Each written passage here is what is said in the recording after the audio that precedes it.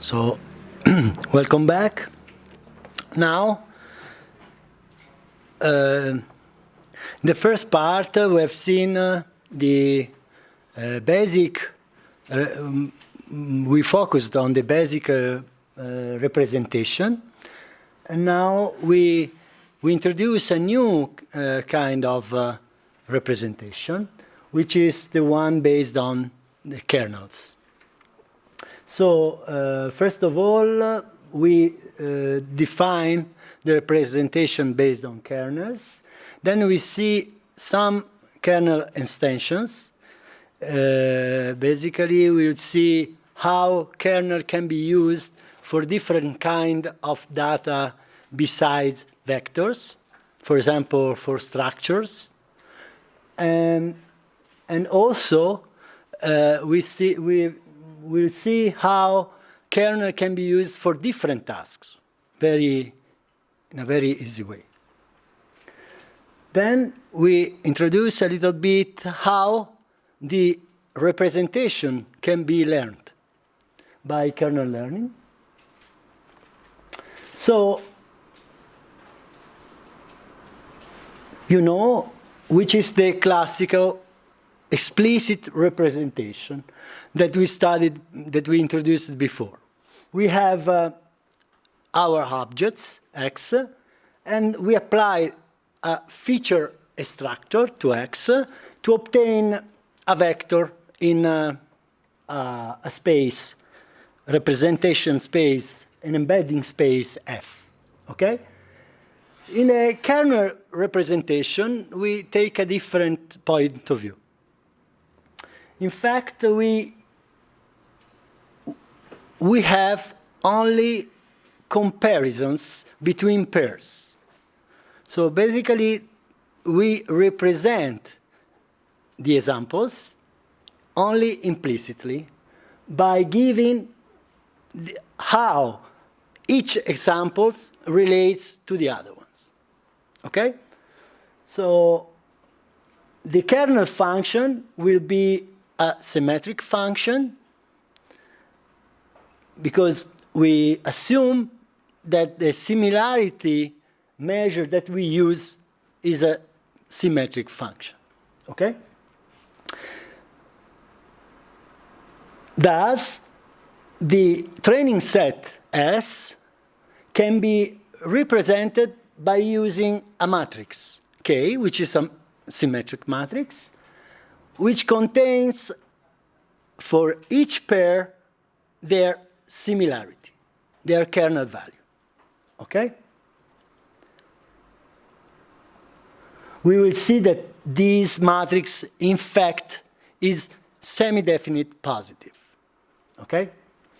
So let's define a kernel function. A kernel function is a function taking two objects such that xz is in a space x and satisfies this.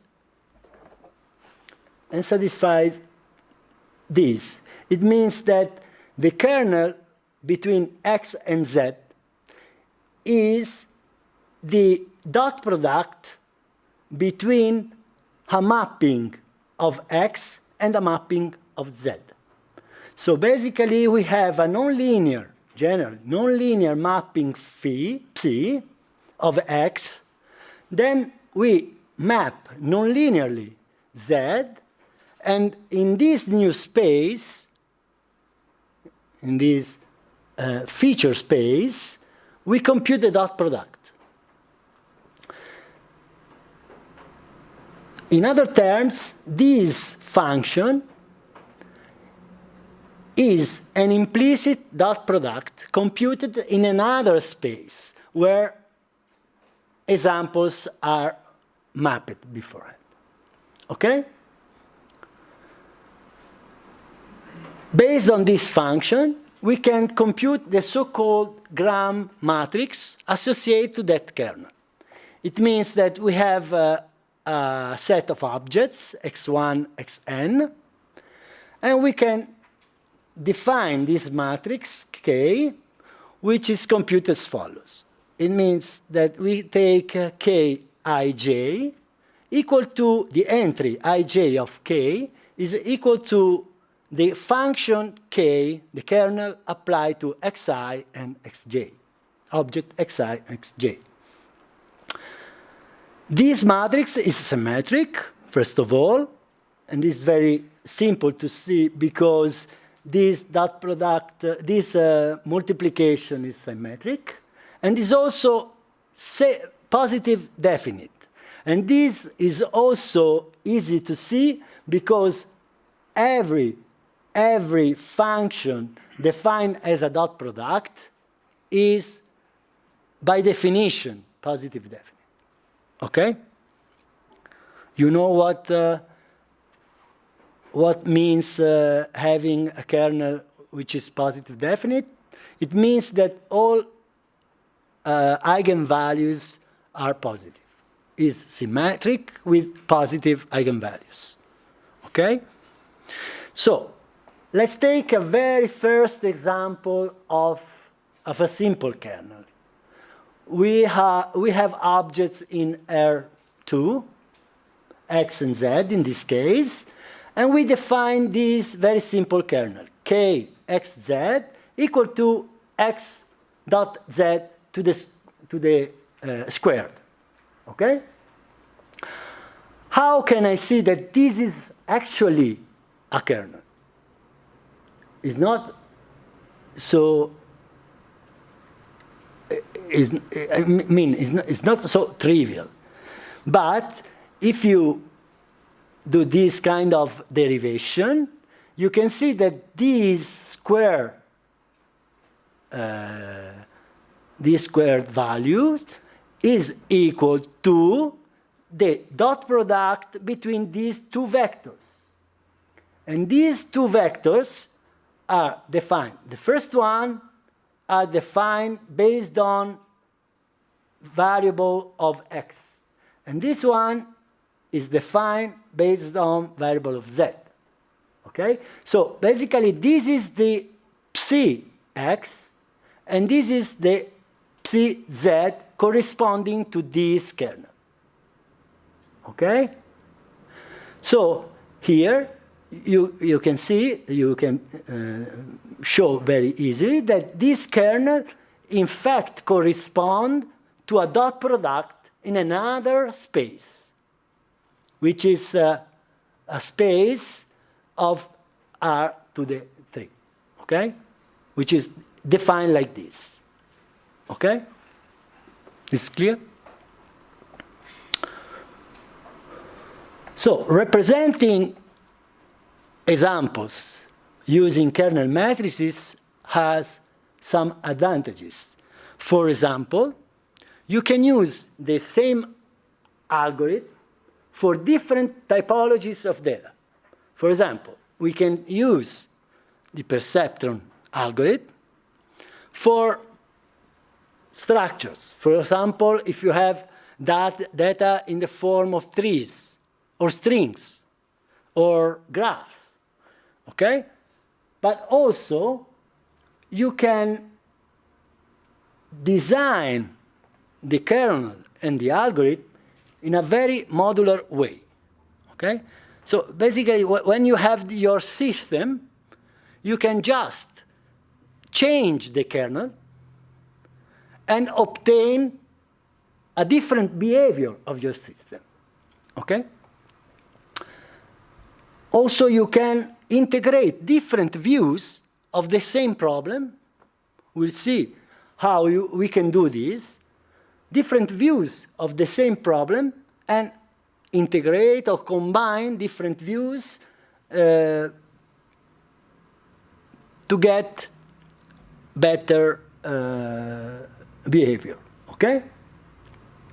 And also, another big advantage of this point of view on similarity is that the dimensionality of data now depends on the number of the objects, because the size of the matrix depends on the number of the objects, not on the number, not on the dimensionality of the feature space. It means that if you compute the kernel matrix here, let's say you have n training samples, then you will have exactly n by n, one n by n matrix, kernel matrix, okay? While if you represent your object like this, the dimensionality of your problem will depend on this feature space, okay? This dimensionality, okay? Now, this is clearly a very simple example, but usually this number is bigger than 2, okay? So, also this very simple kernel will have a dimensionality, a very high dimensionality, okay? And also if you use another exponent, p, which is, for example, use 5, you get a dimensionality, a very high dimensionality of your data, okay? So it's advantageous to use kernel when the number, the size of the training set is smaller than the dimensionality of the feature space.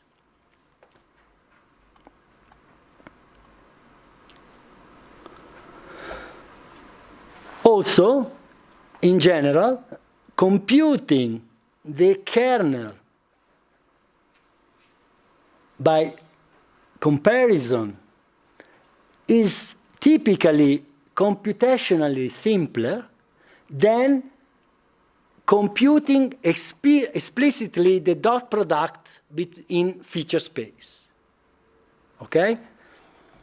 In this very simple example, for example, I'm saying that computing this formula is simpler, computationally simpler, than computing this dot product directly. Especially when the exponent get higher, okay? Because this dimensionality is very high, so computing the dot product will become very demanding, computationally demanding, okay?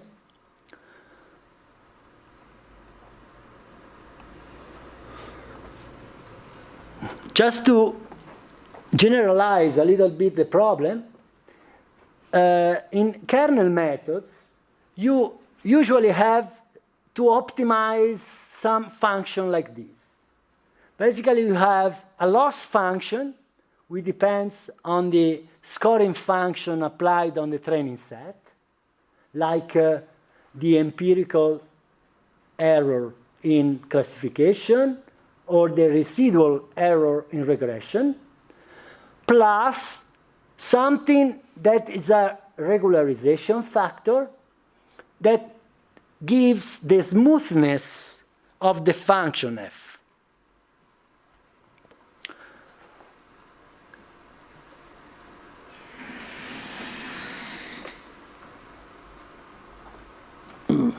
Okay. And lambda is a trade-off. So maybe if you use a big lambda, it means that you want your function f to be smoother, but maybe you can have higher loss, okay? While when you put this lambda smaller, then you want to minimize the loss, even if this makes losing the smoothness of the function, okay? So you get, in general, you get irregular functions. Okay. There is a very important theorem that says the following. every problem like this has a solution like this. It means that if you have f equal to w dot psi(x), then you can always see f in this form as a linear combination parameterized by alpha of the kernel. It means that if you want, there is an error here, if you want to compute the scoring function of xj, then you can use this formula. The f applied on xj is equal to a sum of a combination of the kernel between training example xi and this xj, okay? Weighted by this combination. So basically, solving this problem turns out in finding this alpha, okay? In fact, even the SVM, the optimization problem related to SVM is of this nature. It means that it solves the dual problem of the constraint optimization problem of SVM and find exactly this parameter alpha, okay? Which which corresponds to the supervector in the case of SVM. There's a question? Yes, I just need a clarification. So what does the J subscript means here? Yes, let's say Something on the left? there is a mistake here. There is an error. Don't consider this J. So you can have fx equal to dot product between w and psi of x equal to a combination of the kernel computed between xi, which are the training samples, and x. There is not this j, okay?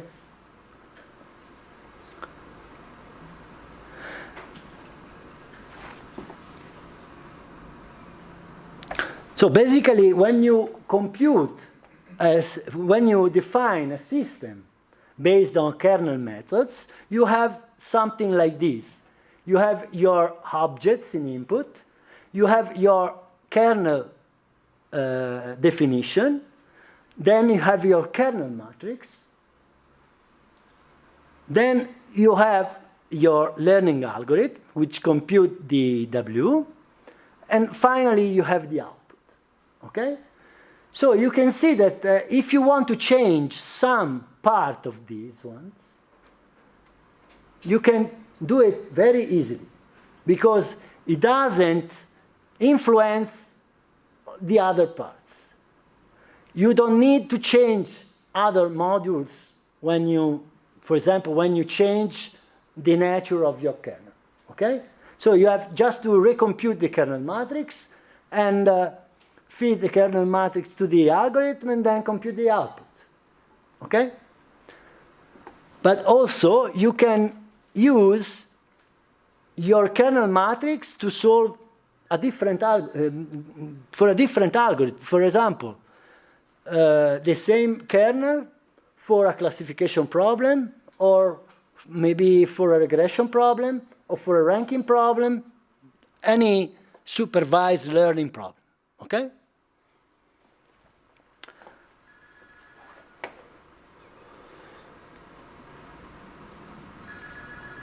Any algorithm for vectorial data, which can be expressed in terms of dot product, actually can be implicitly executed in the feature space associated with the kernel by simply replacing dot product with kernel evaluation.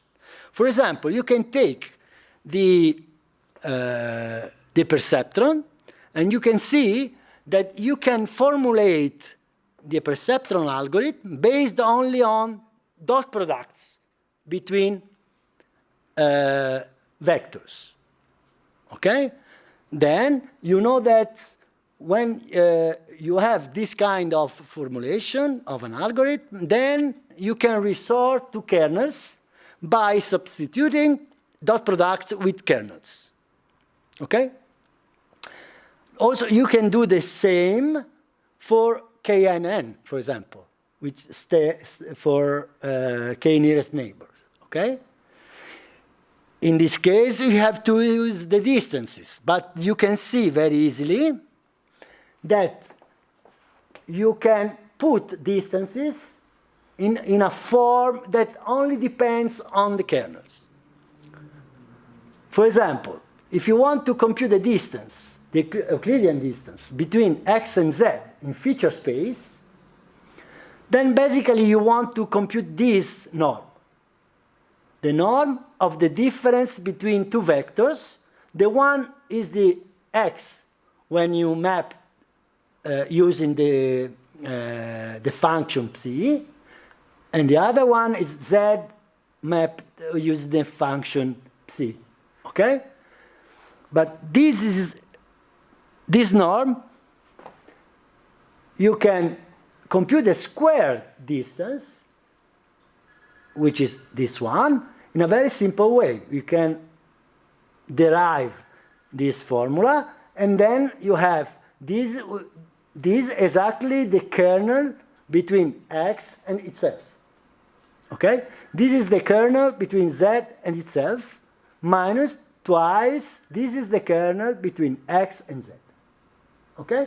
So basically you can see that the distance can be seen as a function of the kernels. Only on the kernel functions. So basically this means that every algorithm based on distances, like k nearest neighbor and similar, can be posed using only the kernels. Okay?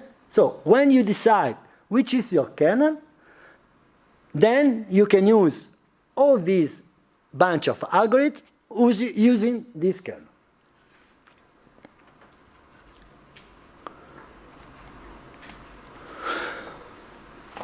Furthermore, you can apply the same algorithm designed for vectorial data, like SVM, perceptron, etc., to data which are not vectorial.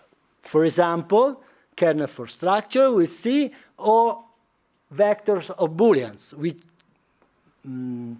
which can be think of as sets. Okay?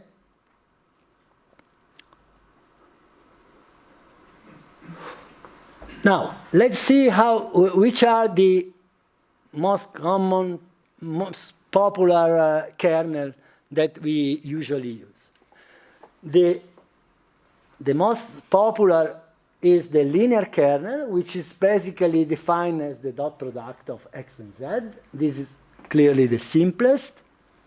But we have the polynomial kernel, and in a simpler form we have seen before. And this is the formula. Basically, it computes the dot product between x and z plus one scalar value, which is positive, to the exponent p, where p is an integer. Okay? The exponential kernel, and the radial basis function, which is another one which is very, very famous kernel, defined like this. Basically, to compute the kernel between x and z, you need to compute the distance between x and y, x and z, sorry, there is another mistake, x minus z to the norm squared, and weighted by gamma, which is a parameter, okay, external parameter, minus, and then you can just compute the exponential e to the minus this quantity. Okay? This is very simple. This is kind of a Gaussian. Okay?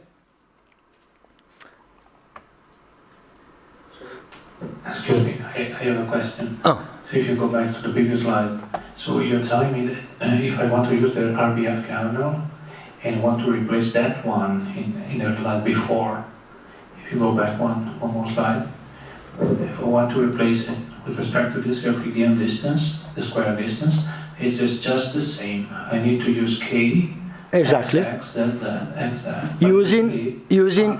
Using this formula. So then the Euclidean distance will be inside the kernel. The idea is that the distance will be in the space corresponding to the RBF kernel, Yeah. which is, surprise, which is a space which can be demonstrated having infinite, not finite, dimensionality. Okay? So the feature space corresponding to radial basis function, to the radial basis function kernel, has a number of dimensions which is infinite. Okay? And also you can see that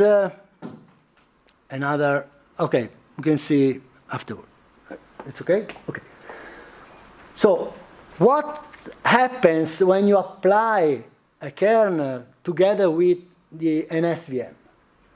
So basically maximizing, so basically what you are doing is to map the original points into a new space by this function phi, which is the C that I used before. And in this space, you are computing the optimal hyperplane, the one that maximizes the margin in feature space. So this is a very important point. When you use the SVM or perceptron or whatever, you are doing the job in the feature space, not in the original space. But implicitly, you are computing a nonlinear function in the original space. Okay? So when we talked about SVM or the perceptron, you see the weight vector W. Now the weight vector W will live in this space, in the feature space. Okay? And will have the same dimensionality of this space. Is it clear? Okay. So these are kind of images representing how the scoring function, you can see the contour plots, how the scoring function behaves when you use the linear SVM in this case. So you see you have equivalued surfaces which are basically lines, okay? While in this case, in the polynomial SVM, you have your contour plot, you can see you have nonlinear surfaces, okay? So in this case, you are able to, in this case, you are able to realize this labeling, okay? For example, by considering this negative and this negative, the blue ones, and the red ones as positive, okay? But the same is not true when you apply just a linear SVM. In this case, they are not linearly separable. Then you cannot find the hyperplane corresponding to this labeling, okay? While in this case, you map your points in another space, a polynomial space, and there you found your hyperplane separating the data correctly. this hyperplane corresponds in this space to this contour plot. Okay? Pardon. Okay, this is the RBF. Yes. If you go back one slide. In the example in the right-hand side, however, the kernel should be designed in a way that the polynomial should be cut in a way in the right part of the plane. So even the design of the kernel should be fit to the data. Yes. Any polynomial will do, or? No, in this case, any polynomial will do. Any polynomial. I mean, this, it seems, I'm not sure, but yeah, yes, it's the grid 2, okay? But I'm sure if you put the grid 3, okay, you can, you have the same kind of features, and when you get the maximal margin hyperplane, then you get back this this polynomial. I mean, yes, it's true that when you change the degree of the polynomial, in general you have different function. For example, in the RBF, this is the same RBF, changing just the parameter gamma. Okay, and you see that you have different kind of functions. Yeah, this is what I meant. Yeah. Yeah, when polynomial is not the case. Yes, it is the same. It's the same. Okay. When you when you increase the degree, you obtain more irregular functions. Yeah. Okay. Yeah. So maybe your function fits more the data, but probably it doesn't generalize well. This is the problem. This is the problem. Okay. Yeah? Okay. We will talk about the expressivity of a kernel afterwards. Right. That is important. Yes, exactly. So this is behavior when the RBF is used, and you can see that increasing the value of gamma, you obtain more and more irregular decision functions, and eventually you obtain a very peaked decision function that have a peak for each example. Okay, so basically it cannot generalize well at all. Okay. Yeah. We don't know yet what is good and what is bad, right? We already know. So basically, overfitting means that you. Overfitting means that you get good behavior on training data, but when you apply to new unseen data, you get very bad behavior. A very bad. There is a right trade-off at some point between. Yes. Yes. Yes. These are the bounds that we talked before. Yeah. This is actually for any learning algorithm. Yeah. So if you increase the number of parameters, you can overfit the data, then on the training, you will go very well. You can have excellent results. But this is not necessarily the best solution for you, because you would like the algorithm, the final model to fit properly on data that you haven't seen already. So there is a compromise. Yeah. Between overfitting, you don't want it absolutely, and working well with unseen data. And then this is tightly related to the number of parameters that you have in the system, so the complexity of the model, right? This is why we introduced the bound on generalization error, no? That such to have a link between the empirical error, which is the one that you have on your training data, and the real error, which would be the one that you really want to minimize. But you can only estimate this kind of error. You don't have available, you cannot measure, you cannot calculate that error, okay? Okay, then there are very nice properties about kernels. for example, you can see very easily that if you take the sum of two kernels, you obtain another valid kernel. Okay? Or if you multiply one kernel function by one scalar greater than 0, a positive scalar, you obtain another valid kernel. Okay?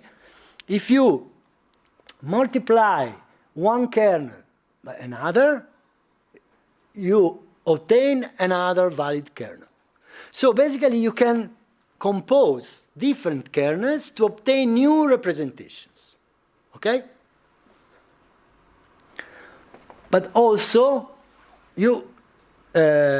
if you map your x and z in a new space, and there you evaluate the kernel K3, this is also another valid kernel. This is composition, no? You apply a mapping to x and z, and after that you apply another mapping to x and to z, and you compute the dot product. This is a composition of functions, basically. Okay? Another nice property of kernels is that if you have a kernel, K, you can normalize the kernel. It means you can have data in feature space normalized. So data of length 1 by this simple computation. And this is very simple to show, because basically you want to, this is a dot product. The normalized version will be a dot product between phi x normalized dot product with phi z normalized. But the norm of phi x will be square root of kxx. And the norm of phi z will be square root of kzz. Okay? Because kxx is easy to see, that is the norm of x squared. Okay? So basically, with this formula, you can obtain a new representation of data where examples has a unitary norm. Okay?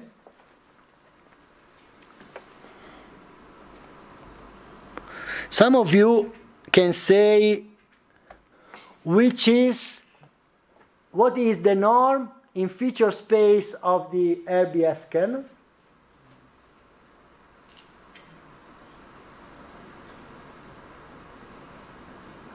You can take an example X. You can compute the squared norm in feature space. What is the squared norm in feature space? It will be kxx. And what is the value of kxx in RBF kernel? 1. So basically, the radial basis function kernel is already normalized. Okay? So you can imagine in the feature mapping of this kernel, all the sample has unitary norm.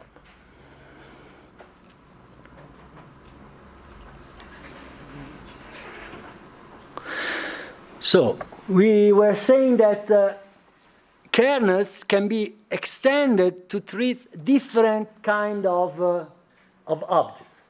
For example, you can define kernel for strings, and this is made basically by computing the number of shared substrings.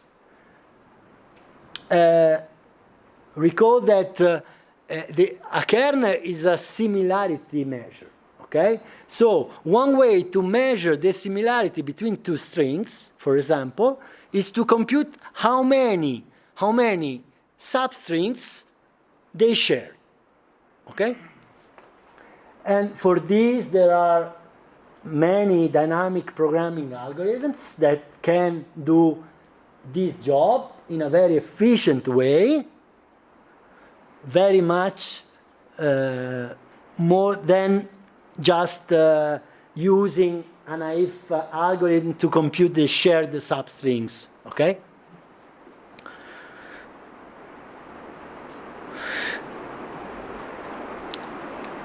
Other kinds of data that you can treat with kernels are trees.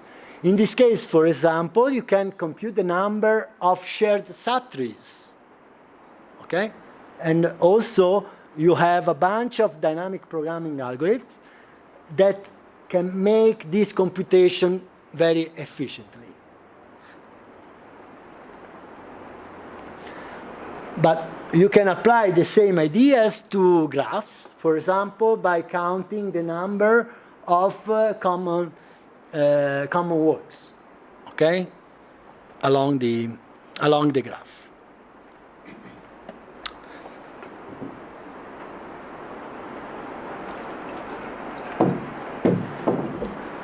There are questions?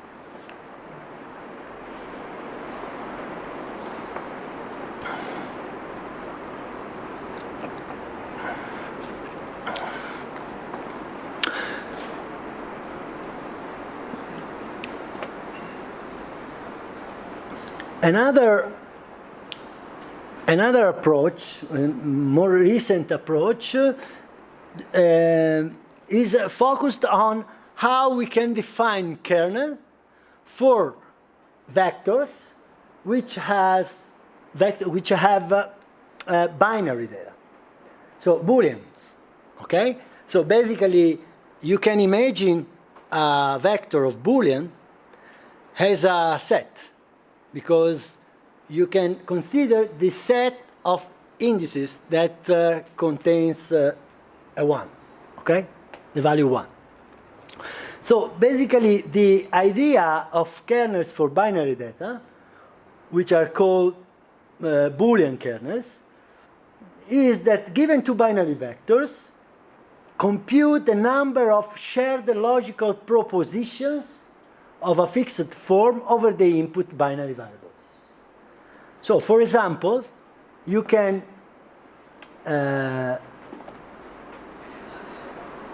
so given a generic Boolean kernel, basically is a function like before that map a pair of binary vector like this into a integer value. Okay. And basically, this corresponds to this dot product, like before, where these function phi are now formed by logical formulas. For example, the linear kernel, in this case, you can see that the linear kernel, when applied to binary data, is the simplest Boolean kernel, since it computes the number of shared Boolean literals. So basically, the linear kernel, when applied to binary vectors, will count how many shared ones you have. Okay?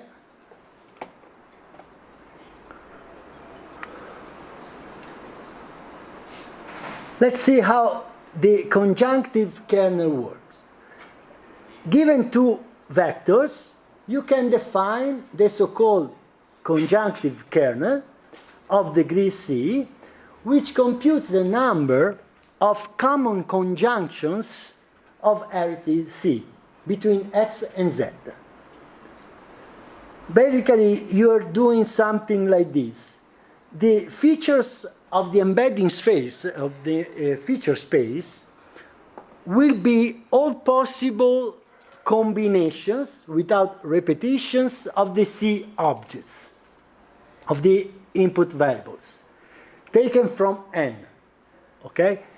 And the value of these features will be all the possible logical AND operator among these involved variables in the combination. We will see that the kernel, the value of the kernel, can be computed exactly, and this is like this. The dot product x and z choose C. Okay? And this is a plot where you can see how this works. This works. You start with your x, and the one with the circle, it means that they are ones, and these are 0, okay? And you map this x into a space where all the logical conjunctions are available. You have one component for each possible logical conjunction. Okay? In this case, you decide to have C equal to 2.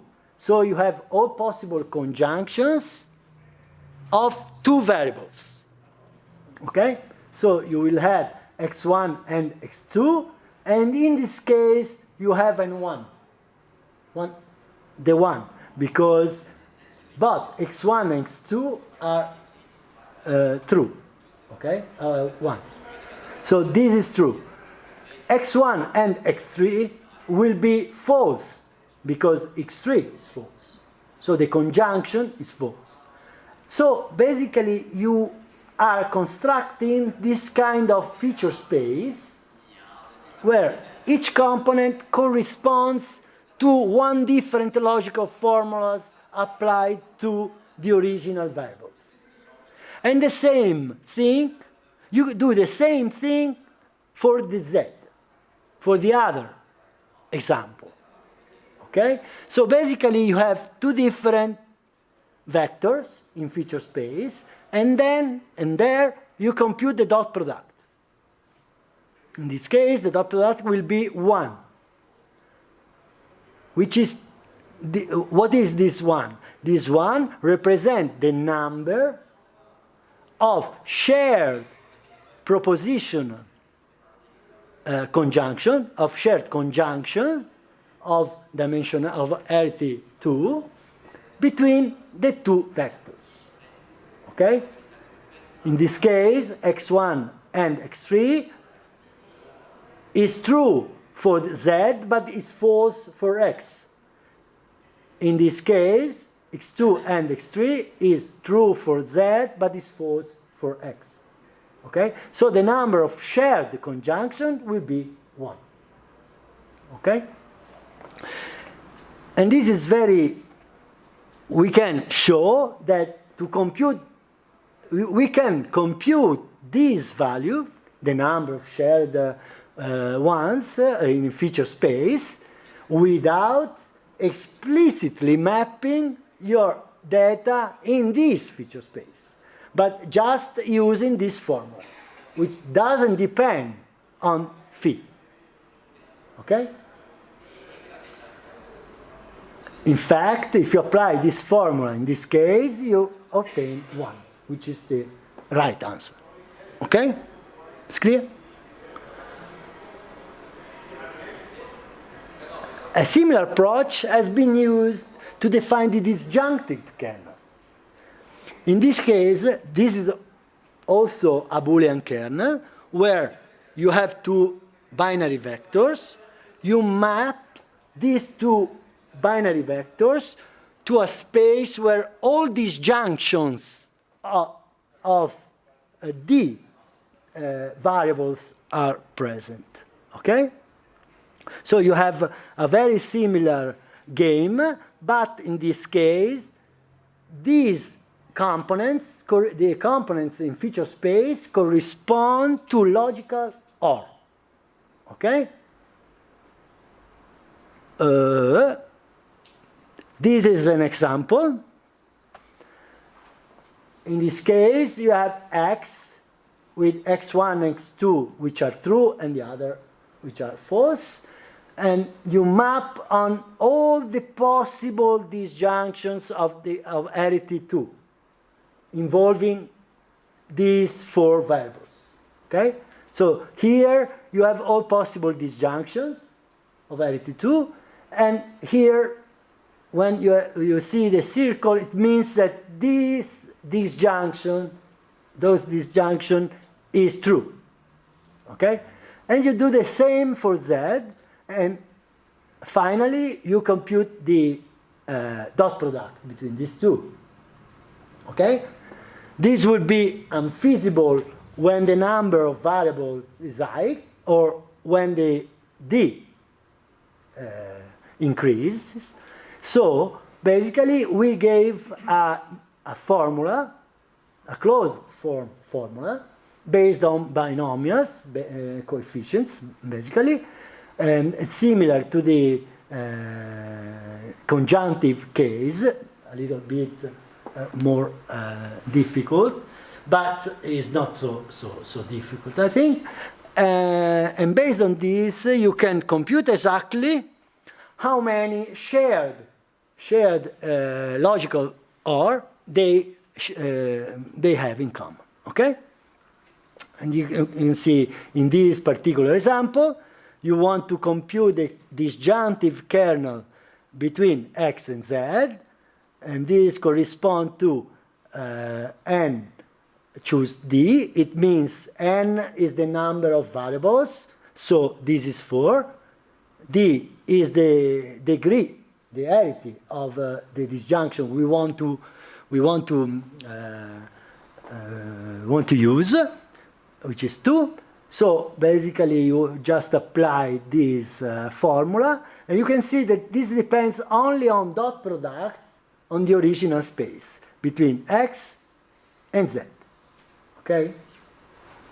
And since this formula is based only on dot product, this implies that basically you can use this disjunctive kernel as a base brick to compose with new Boolean kernels and to get more difficult, more complex kernel. For example, you can define, following the same, similar to the ones that we've seen before, you can find every normal form kernel. For example, using the same kernel trick, you can define the disjunctive normal form kernel. And how can we do this? Basically, applying the kernel trick. Wherever you have the kernel, the dot product, you replace the dot product with a kernel. In this case, we have a composition. Disjunctive normal form, we have a composition because first you perform the conjunction of C variables, and after that you perform the disjunction of the conjunctive variables. Okay? So basically you are composing two mappings. Okay? And you can apply the the properties that we have seen before, and you obtain this kind of form.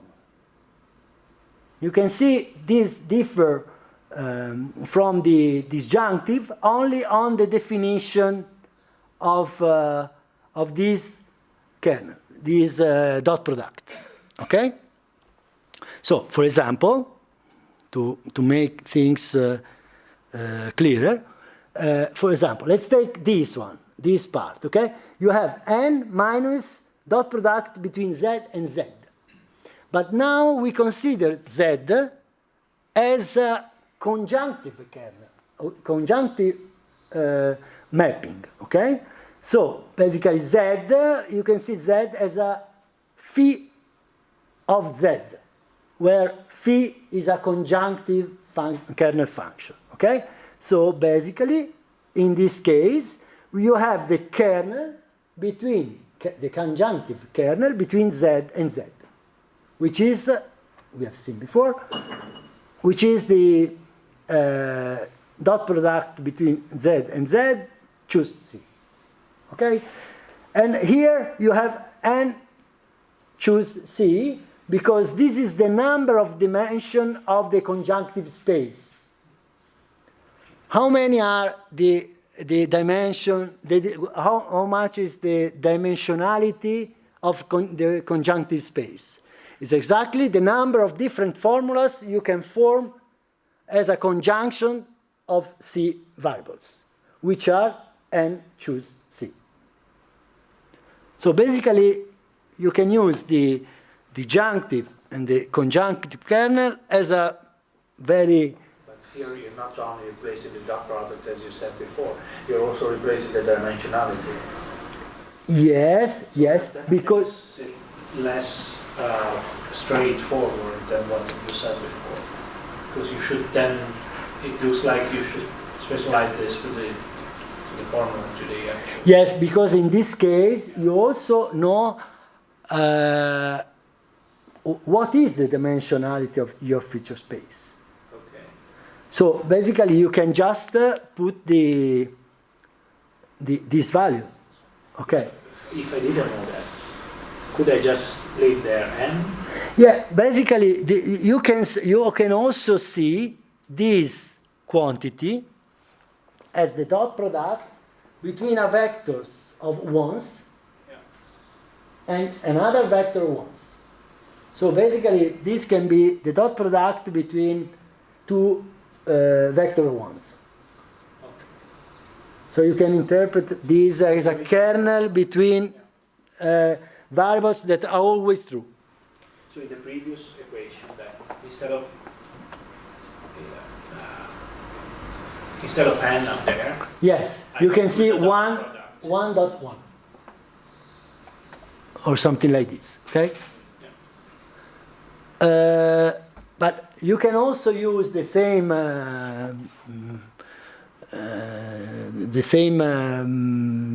similarly, you obtain the conjunctive normal form by applying the disjunction beforehand, and after that the conjunction. So composing the two. Okay? So basically you are computing the conjunctive kernel. You can recognize the conjunctive kernel of a disjunctive kernel. So basically, the dot product between